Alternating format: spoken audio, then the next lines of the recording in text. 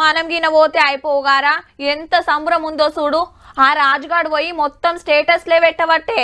అరే రేపు మనం పోదాంరా, మా ఓన్ కారు ఉంది, ఓ ఆట మాట్లాడుకొని పోదాంరా, ఆయితారం దాకా పుర్సతు. ఏమున్నో కాక రాయే అంటే రాకపోతివి, ఇప్పుడేమో ఫోన్లు చేసి నేను కూడా వస్తే మంచిగుండేరా అనబడితివి. ఏం ఫాయిదానే అని అంటాన్రట కొందరు. ఆవు మరి టీవీలో చూస్తేనే అంత మురిపెమనిపించబట్టే, ఇక ఆడికి పోతే ఇంకెట్లుండాలి. గీ ముచ్చట్లు మనకు చెప్పేతానికి మన చంద్రవ్వ పోయింది, చూద్దాం మరి ఇలా ఏం చెప్తుందో. అమ్మవారికి ఇంత సుక్క ఇంత మొక్క తీర్థము ప్రసాదము పెట్టుకోనికే వచ్చిండ్రు. అక్కకు చూడండి బలగం ములుగుబొక్క వచ్చింది. నువ్వేందక్క బావ ముద్దుగా మందు పోసుకుంటే నువ్వు బయట పోసుకున్నావు. బెల్ట్ షాప్ ఉన్నదంట. అవ నువ్వు నీకేం పోయలేదా? అయ్యా అందులో తెల్లగానే ఉన్నది, మందే కనబడతలేదు. మందు పోసుకున్నా అది పోసుకున్నా రెండు పోసుకున్నా. ఇక్కడ చూడండి ఈ అక్కలు ముద్దుగా అన్నం వేసిండ్రు, తుణుకలు పెట్టిండ్రు, ఇంత మందు పోసిండ్రు. ఇక తినండి ఎన్ని రోజులు ఉండడానికి వచ్చిండ్రు అక్క? 10 రోజులకు. నీకు పోయలేరేంది అక్క మందు? పోసిండ్రు, మందు పోసిండ్రు, అన్నం పెట్టిండ్రు, తుంకలు వేసిండ్రు, తింటున్నాము. అక్క ఎంత పడ్డది ఒక్కొక్కరికి? మనిషికి 200-300 పడేది సారు. మందుకు కాదే తల్లి, 3000 కిరాయి భోజనం మందు భోజనం అన్ని సంబక అక్కడ ఆటంకి వస్తారు.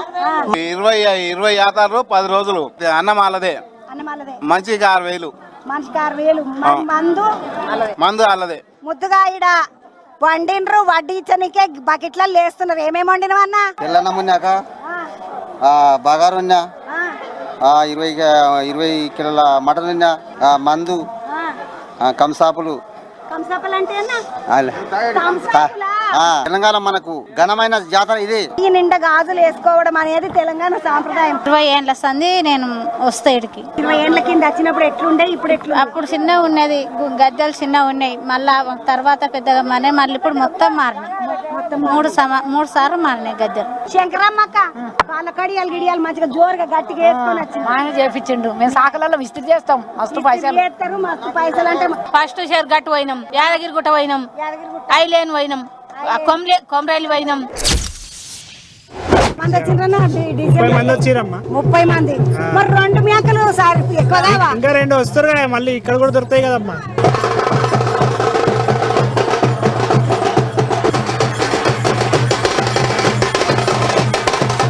గవల దండలు తెలుసు కానీ కుడకల దండలు తెలియదు చెల్లె. ఎట్లా ఏంటన్నట్టు దీని అర్థము? అమ్మవారికి ఒడిబియ్యం పోసే కుడకలు ఉన్నాయి కదా, అమ్మవారు ప్రతిరూపంగా మాకు పోసిన కుడకలు వృధా కాకుండా అమ్మవారి సన్నిధానం చేరుస్తున్నాయి. ఇవి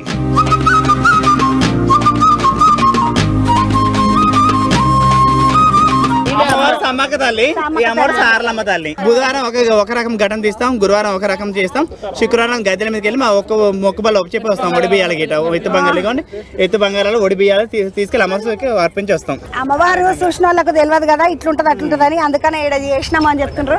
ఏడికెంచి వచ్చినాం అక్క? ఇల్లందు నుంచి వచ్చిన చంద్రవా.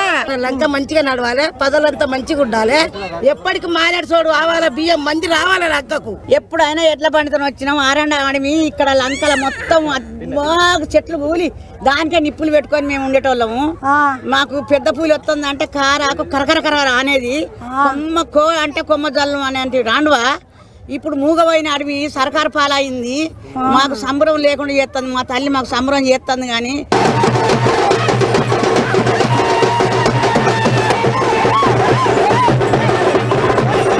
చిలకల గుట్ట వెనకకేంచి మంచి నీళ్లు వస్తాయి. నువ్వు పట్టేసుకున్నావు అమ్మ? పట్టలేదు, చాలా సేపు అవుతుంది. ఒకటే బాటిల్ ఈ నీళ్ళు తాగాలి, మాకు మంచిగా ఆరోగ్యాలు మంచిగా ఉండాలని వచ్చినాం, తాగాలి. ఇగో మామూలుగా చిలకల గుట్ట నీళ్లు క్యాన్లు పట్టుకొని పోతున్నారు. శివల బండకు వస్తే చిలకల గుట్ట కాడ అమ్మవారి గుట్ట కిందకేంచి నీళ్లు వస్తున్నాయి. నీళ్లు పట్టుకొని తాగుదామంటని తేటగా వస్తున్నాయి నీళ్లు చూడండి.